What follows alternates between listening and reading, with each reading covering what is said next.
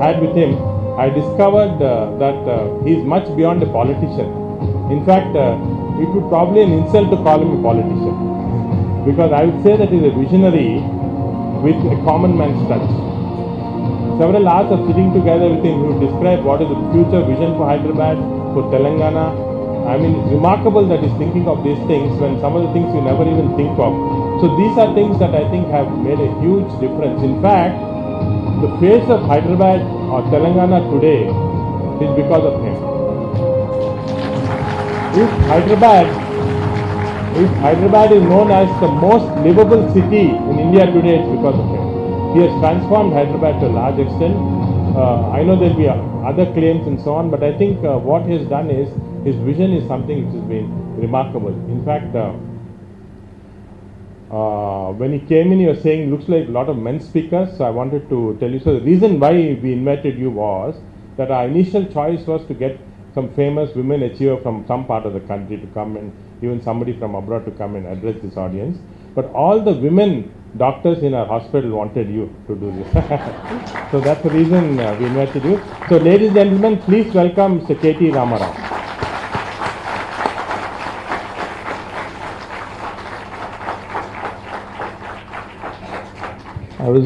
I wasn't expecting those pictures and photographs, but thank you, sir. Thank you, Dr. Reddy. I was just also wondering this light if it's going to show my bald spots, but looks like it isn't. Thank you. Dr. Nageshwar Reddy Garu, to all the friends in the gathering, distinguished audience from various parts of India and I think some other parts of the world as well, to my friends from media. Firstly, before I go into my formal speech, let me place on record my gratitude, my sincere appreciation toward Dr. Nageshwar Reddy Garu. And whenever I say something, I actually mean it from the bottom of my heart. I am not saying this because he's invited me. This is the first time I'm at AIG, not as a patient but as a guest. So I have to ensure that I say a few words which I truly mean. Firstly, I know Dr. Reddy as one of the most eminent gastroenterologists, endoscopists in the world. He's one of the most renowned. In fact, I've had a couple of chief ministers, I'm not naming names, I've had a couple of chief ministers call me seeking his time, saying, listen, I have a patient who needs this time, so please, why don't you get me Dr. Reddy's appointment, and please ensure that my patient, my attendant, my person, my family member is taken good care of. So I told that Honorable Chief Minister that we should not worry about that at all.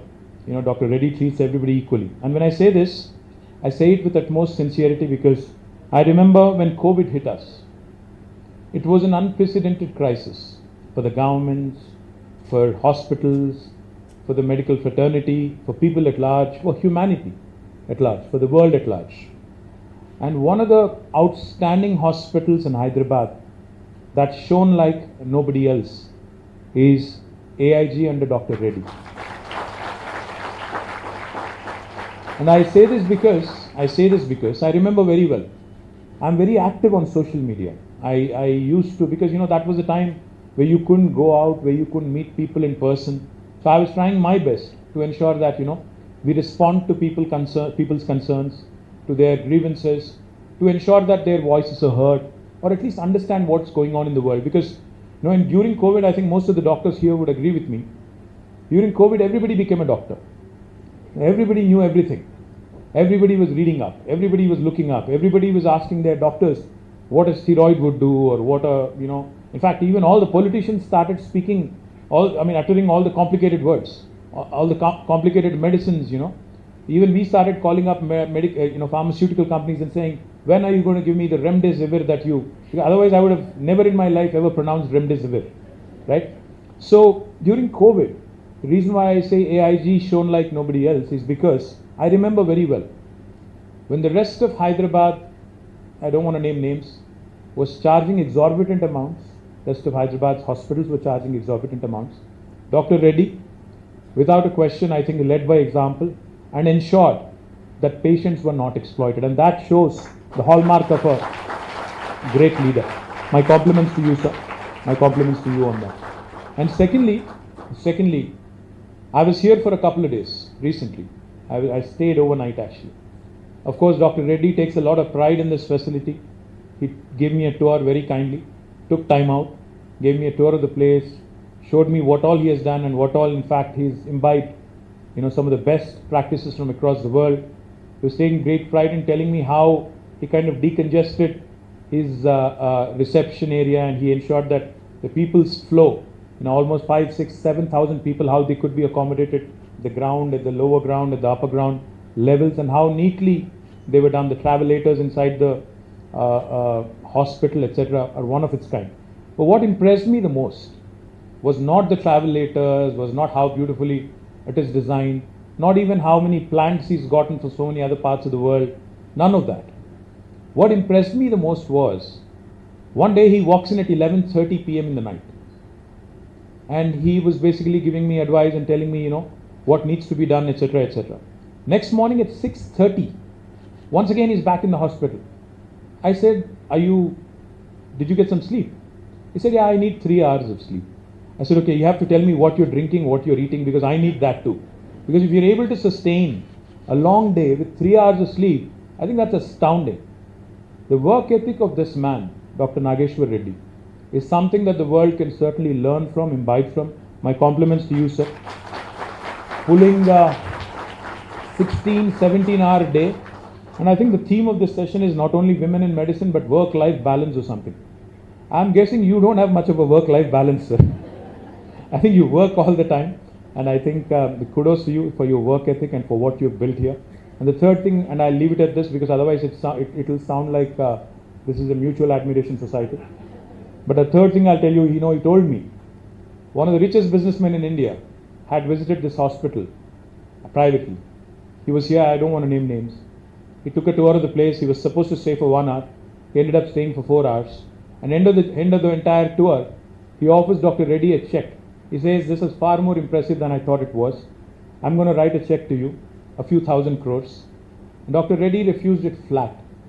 He said, I haven't built this for commercial purposes.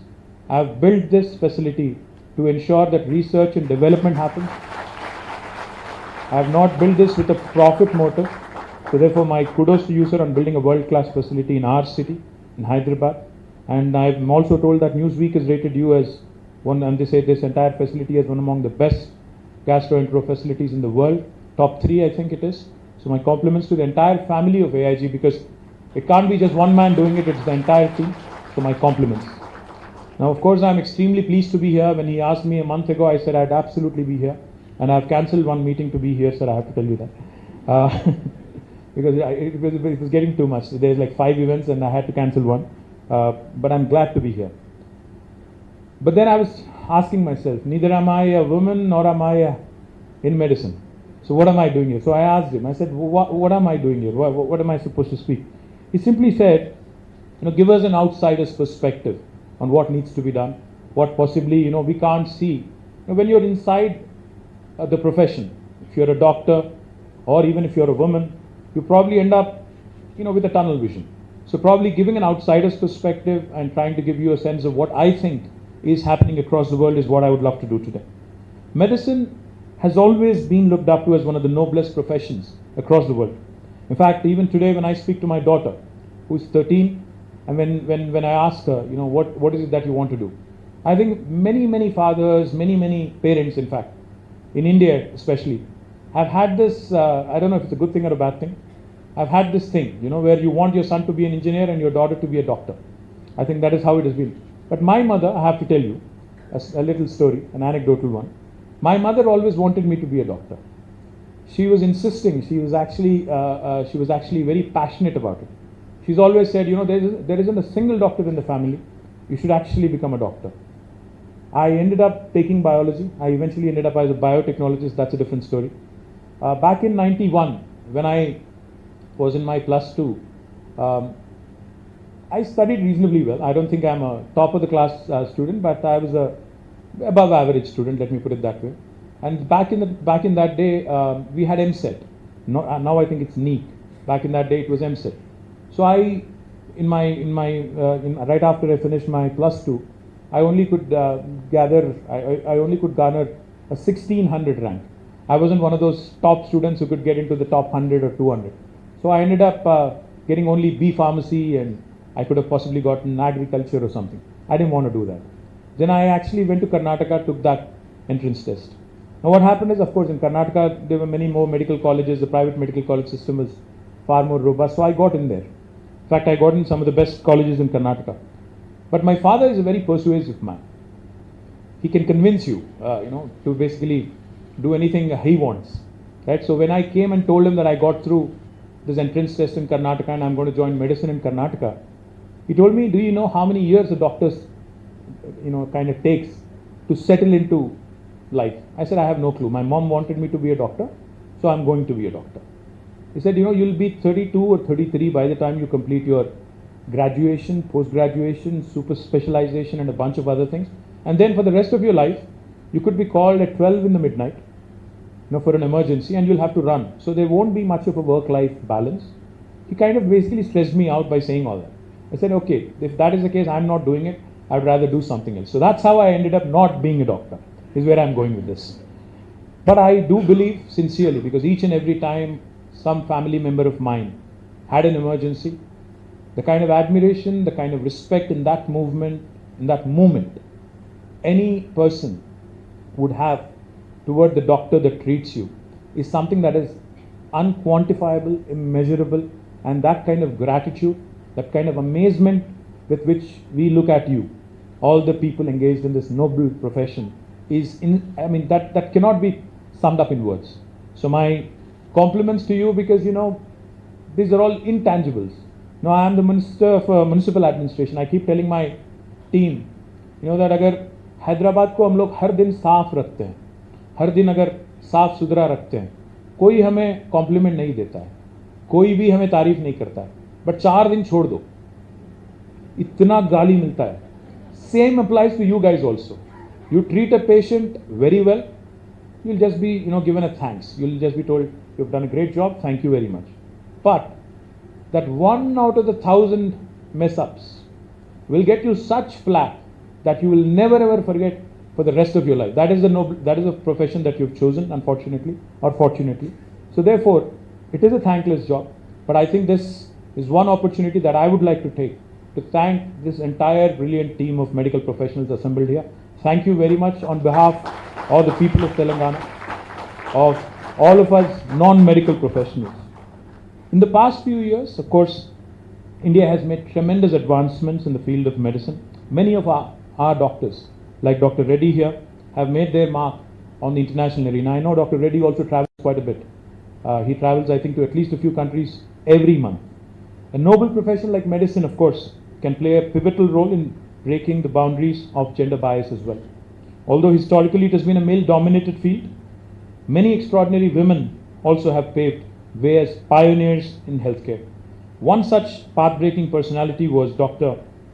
Anandibal Joshi, who was the first female Indian physician and the first Indian woman to have gained a degree in Western medicine in the late 1800s. Another example, of course, is Dr. V. Shanta, an oncologist who was awarded Padma Shri and Padma Bhushan and Padma Vibhushan awards for her efforts in improving accessibility of affordable cancer treatment. And of course, we have our own Dr. Soumya Swaminathan, who was omnipresent during COVID, a pediatrician who was at the helm of World Health Organization as a chief scientist during COVID-19 pandemic.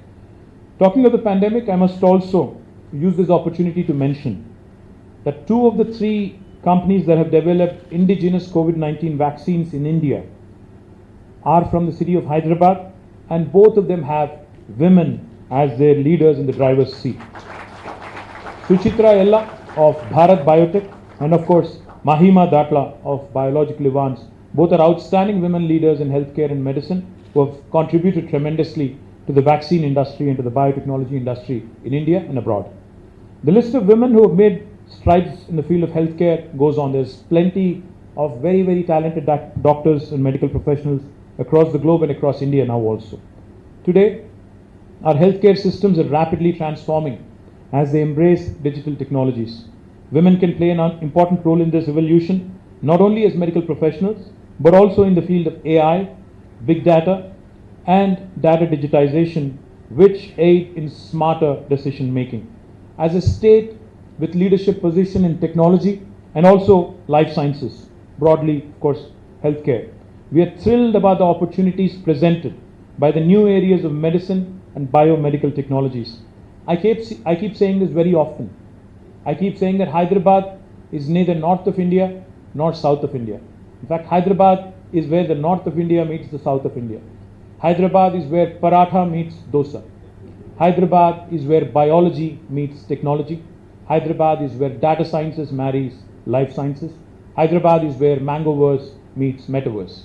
Hyderabad is that beautiful melting pot where the confluence of these technologies can be leveraged to the greater good of humanity, greater good of healthcare advancements in today's world. Honorable Chief Minister of Telangana, Shri KTR Garu, he always tells us one thing. Whenever I talk to him about fancy new technology, he only has one question. He asks, what is the societal good that can be accomplished by way of this new technology? When I talk to him about AI, artificial intelligence, or machine learning, or robotics, the one question he says is, Deenvalla em labham? What is the advantage to society? What is the advantage to the common man on the ground by way of this technology? And he also says, any technology that does not have a positive societal impact is futile. However advanced or cool it is, it may not be of use unless it is put to greater good, it is used to greater good. Now we have embarked on an ambitious mission to create health profiles, digital health profiles of more than 40 million citizens of Telangana. Now this is one unique effort in Telangana that I'm super proud of, because this brings about the convergence of medicine and technology. And in fact, as a pilot state, I've chosen my district, Rajanna Sirsila, to have done this. Now a lot of people think and ask, why are you doing it? What is it that you're wanting to accomplish by way of this? What we are trying to accomplish by way of building electronic medical record of each and every citizen is, for instance, when we have completed the pilot in my district, my district has about 422,000 adults who are above the age of 18. So we've conducted different kinds of tests. We have taken the usual metrics, studied the vitals, and now have built the entire digital health profile. What we've realized in my district is that there is a heavy prevalence of oncological problems among the women in my district. It could be cervical cancer, it could be breast cancer, but there seems to be a pattern to this. So when we started looking at the data, and then there is another district called Mulugu, where we've also completed the pilot project. We started looking at the data, we started analyzing it, we realized that there are a lot of cardiological challenges there. So as a government, when you're planning 33 medical colleges, government medical colleges in each of the districts, what we ought to be doing now is start preparing for the future, start bracing for the future based on the data we have. So therefore, in my district in Sirsila, what we've decided is in the newly built medical college, we will be having a dedicated oncology unit where we will be focusing on all the oncological problems, which are already prevalent, and how do we prevent them going forward is something that will be a focus. So this sort of predictive healthcare planning is what we would love to accomplish, and leveraging AI, valuable data from electronic and medical health records, we can turn these insights into future healthcare strategies. On the other hand, genomics, database analytics also can aid in precision medicine, and we can design tailor-made treatments for patients, especially, like I said, in oncology. While technology is of course revolutionizing healthcare, and robots probably are going to take over surgeries at some point, at least the simple ones, I strongly believe that human element will always be central to the field of medicine and can't be replaced ever. Women in general are more compassionate, of course, sincere. The men are going to hate me for saying this, are more committed, and hence they of course make fantastic surgeons. Most importantly, women make up almost 50% of the workforce in the world. However, there is still adequate room for us to do better, as Dr. Reddy just pointed out. If in his hospital, with his progressive outlook, it's only 34.8% is what you mentioned, I think there is a lot of room to do better and increase participation and career advancement of women in science, technology, engineering, mathematics, and most importantly, medicine. In the recent past, women scientists like Doctors Francis H. Arnold, Emmanuel Charpentier, Jennifer Doudna, among others, have been deservingly recognized with Nobel Prize for their pioneering work in the field of biomedical engineering and have really broken the glass ceiling. It is true that number of women doctors have been on a rise around the world. When compared to the last decade, there is a rise in the number of women pursuing medicine as students. In 2016-17, there was a spurt in the number of women pursuing postdoctoral medicine. However, it still remains a domain where there is a dearth of practicing female doctors in India. I see this with a sense of urgency. I say this with a sense of urgency to improve gender parity in the physician workforce, to improve the access to women physicians. Full and equal participation and leadership of women in medicine is instrumental for achieving gender equality and empowerment. Needless to say, women in leadership positions have proven to increase organizational productivity as well. Telangana is one of the very few states in India which has introduced gender equality into the curriculum towards positive change at a school education level. The number of women enrolling in degree programs in Telangana is rising steadily year after year. The fact that bachelor's in life sciences is amongst the top 3 popular undergraduate courses in Telangana is extremely encouraging and a testament also to our life sciences ecosystem. Also, it is extremely encouraging to see that more than 42,000 plus admissions a year, which is a staggering 75% of women in life sciences, is incredible opportunity to create a strong workforce. This is a reflection not just of the aptitude of women to take up science, but also a support system within families that encourages them to take up this stream of life.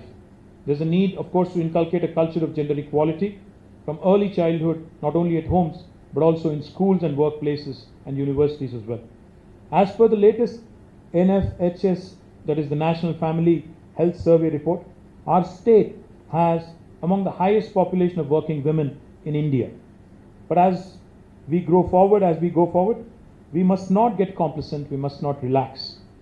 To further provide an impetus, we are also opening up a Telangana Women's University in our state, an exclusive university for women.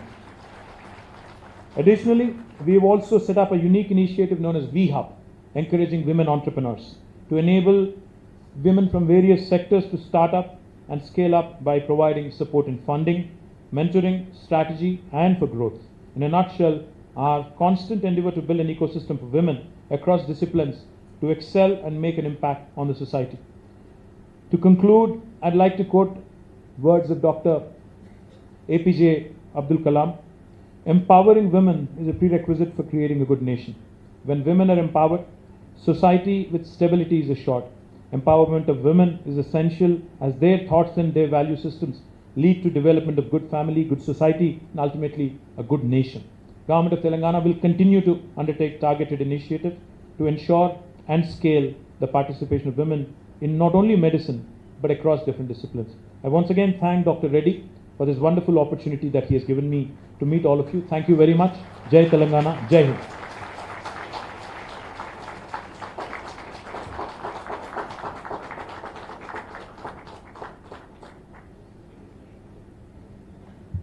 Thank you very much, sir, for this outstanding lecture and, in fact, advice to all the people here. I think it's truly outstanding in the sense that there are a lot of directions that were given, and now I understand why all the women doctors wanted you onto the stage, and it was. Thank you very much for sparing. I know that, in fact, today he just came from an IT meeting. He has come here. He has to go to a police meeting and then another meeting. So the versatility of Mr. KTR is. You've seen this very clearly, that everywhere they speak on so many different subjects. So when a doctors complain of multitasking, we'll quote this and tell them what has happened one day in your life, and then some of them will probably see and see what they can do. Thank you very much. On behalf of the AIG, I'd like you to come and receive a small moment.